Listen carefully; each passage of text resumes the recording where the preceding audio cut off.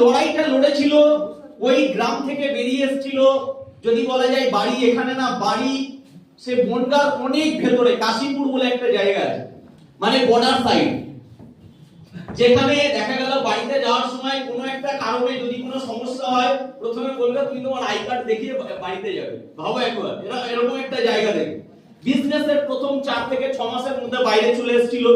বাইরে এসে খাক না খাক একই প্যান্ট একই শার্ট, মনে আছে কিভাবে স্ট্রাগল করে জীবনটা চালানো। আজকে হয়তো আমাদের অ্যাসোসিয়েট গুলো ঠোকা মারলে গ্যাস দিয়ে আগুন জ্বলে, আমরা জনতা জ্বালাতাম, ক্লিয়ার, আমরা স্টোভ জ্বালাতাম, কোনো সময় খাওয়া হতো কোনো সময় খাওয়া হতো না, সারা দিনের শেষে একবেলা খেয়ে বিজনেস করতাম।